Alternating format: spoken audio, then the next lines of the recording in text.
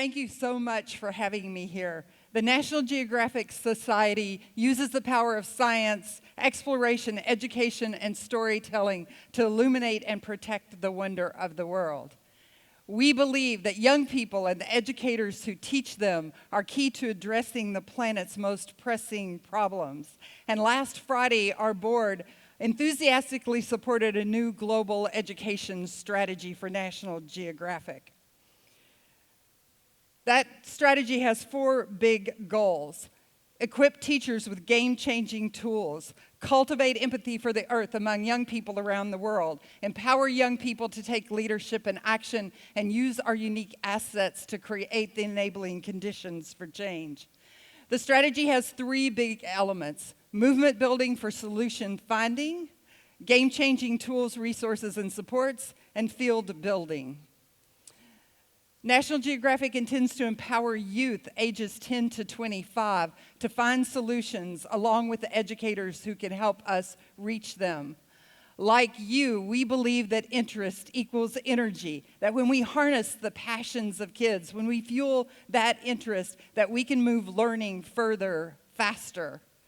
And our youth strategy has a couple of pieces. One, to empower a group of youth around the world, 5 million in fact, to be leaders and take collective action on some of our most pressing problems. And the second is to work with ages 10 to 25 to give them content, help them begin to find a pathway to solution finding, and to take up some global youth challenges. In addition to those young people, we also want to support the educators who help them, and we intend to create a large teacher network, giving them access to our great content. National Geographic has been taking our 130 years of content and beginning to create a resource library for teachers with all of that amazing photography and video at their fingertips. And we are leaning forward into all kinds of technology to design and deliver that content in new and more powerful ways. We love this quote that we must stop seeing tech and nature as sparring partners and start concentrating on helping them to dance. We know that there are things that technology cannot do. We're very clear about that. But we also know that there are things that technology allows us, particularly us at National Geographic, to take up. One is to illuminate the wonder of the world and to fuel students' curiosity.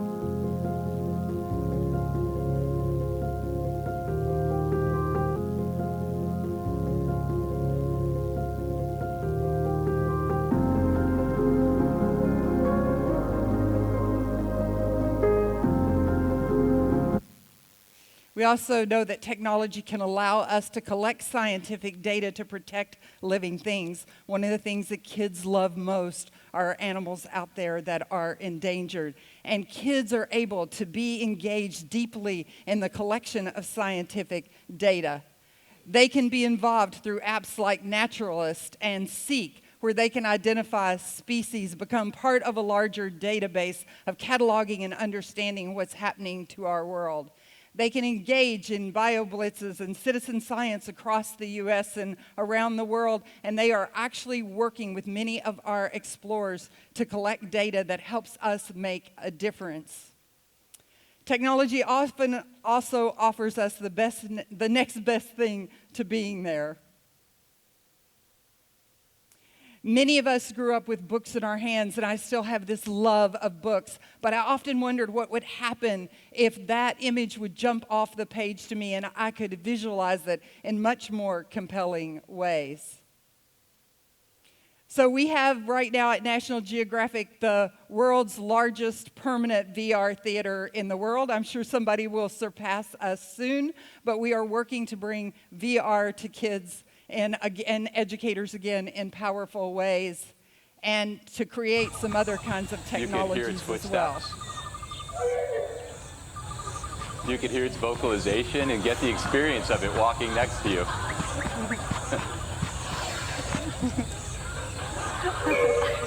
So meet Harapan, the Sumatran rhino.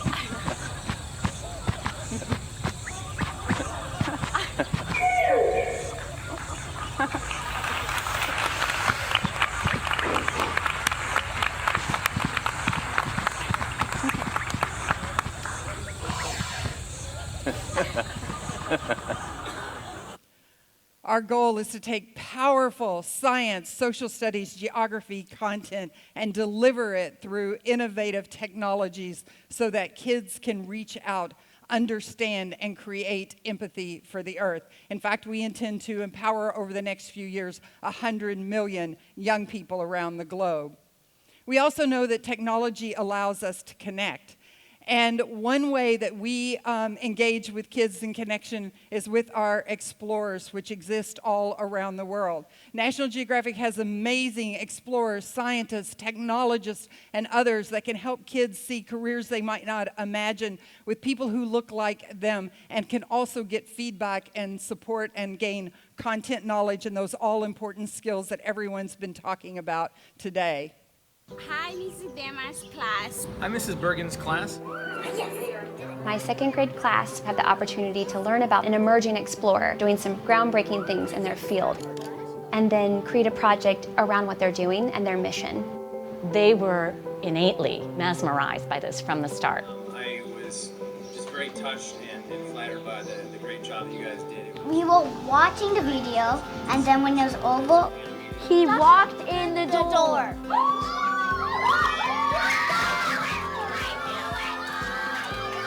We were mind blown. She walked in and everything went quiet. I am not dreaming. This is real. I'm meeting Hindu.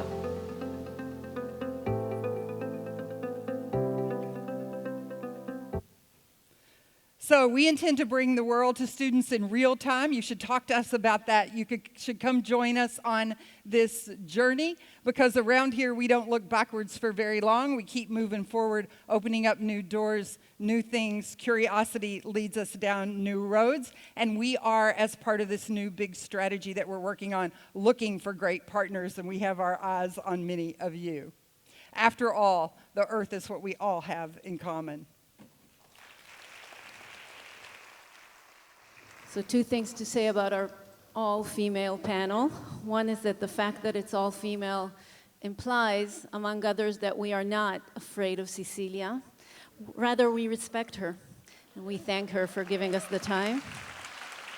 And the other, and that has to do with what we are going to talk about, is that all 3 of us, I think, know the educational system from a very close and hands-on point.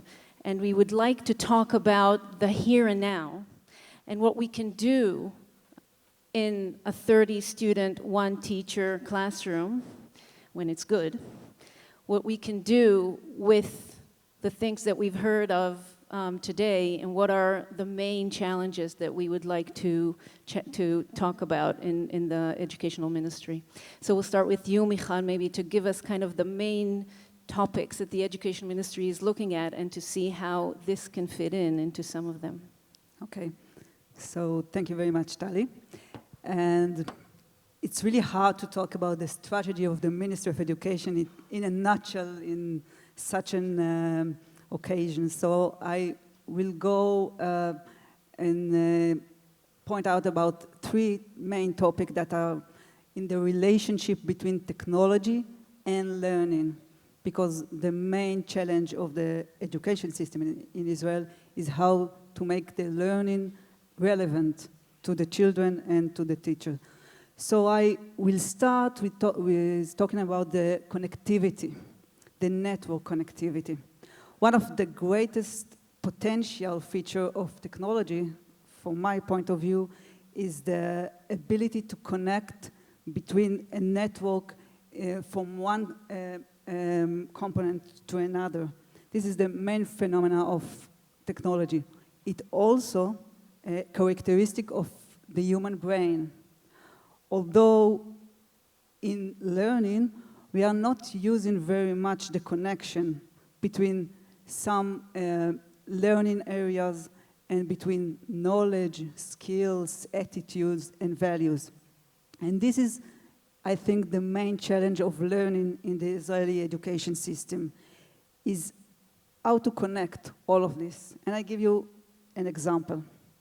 For instance, how we combine the skills of critical thinking alongside with self-management, values like human rights and social justice in several subject areas such as history, literature, arts, or science. So this is the main thing. The second one is the tension I want to mark between technology and skills. As you all know, technology contributes to the access of knowledge and also develop certain skills. And yet, we know that many of the skills will be needed to the future job market. Skills like unusual thinking patterns, creativity, social emotional skills, they all somehow, sometimes, not always, weakened by the use of technology. And we all know that these soft skills that I'm talking about are the most important skills for the future job market. So how we put technology in education to make an advantage in these soft skills. And for example, let's talk about what technology do to navigation skills. We know that it hurt it very much.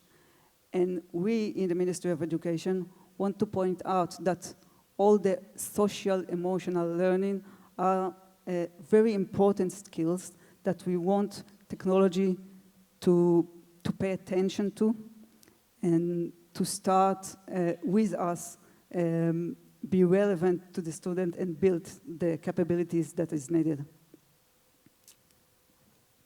I think one of the things that came up here, Vicky, and I'd like to address this to you, there was a lot, I noticed that a lot of talk, even in your presentation now, about global networks, about how I as a student in a school can connect to the world. Yet the day-to-day life is one, and especially for children, is one in which the local is the here and now. My community is what I connect to, is where I feel safe. And my question is, in regard to also your global initiative at National Geographic, how do we do that? How do we connect all these big ideas of the world and the global to the very small world of the 6-year-old child going into a school, a very local school with his friends, looking around him and asking, what is my world? Before I go out, what is my world? So I think there's a combination of things. There's very tangible things we can do. If I use National Geographic as an example, one of the things we've been doing in the United States is creating Geo Challenges, where kids work in teams and they get together and solve a real world problem and get to compete against other teams and actually have their solutions implemented. So those are all around tangible issues. Like one great issue at the moment is plastics. No matter what neighborhood, school, classroom, region, state, country you're in, that's an issue, and it's something that as a young person you can have a tangible impact on. And then there's this issue of how students see themselves and whether we understand youth these days. As educators, for example, we've just looked at some research that says many students around the world identify themselves first as a global citizen and then as a citizen of their nation. Not true in every place, but true in many, many places. And so giving students the opportunity to exercise that and to begin to combine all those skills we've talked about today, from great content skills to the kind of contemporary skills that we want students to have, and the kind of community skills where we want them to feel like they are part of something bigger and larger. And the other thing that we're finding at National Geographic is the hundreds of thousands of kids around the world who actually want to take leadership and collective action and who are totally willing to be connected to each other. And in truth, kids are already out there solving problems around the world at night and weekends when we're not with them, and I think we need to capitalize on that. One of the young people we brought to the stage during our Explorers Festival said that young people are the world's best resource for hope. And I think as we think about empowering educators, which we very much believe in doing, we also need to think about how we empower our young people. Michal, just a last word about teachers. What does this imply for teachers? What do you think? Yeah, actually what we want to do with children, this is the same we need to do with teachers. And this is the main issue, because we need to make all the learning of teacher very different from nowadays in order to make a difference in the classroom with the kids. And this is a process that will take a decade or so in order to succeed. Thank you very much, everyone.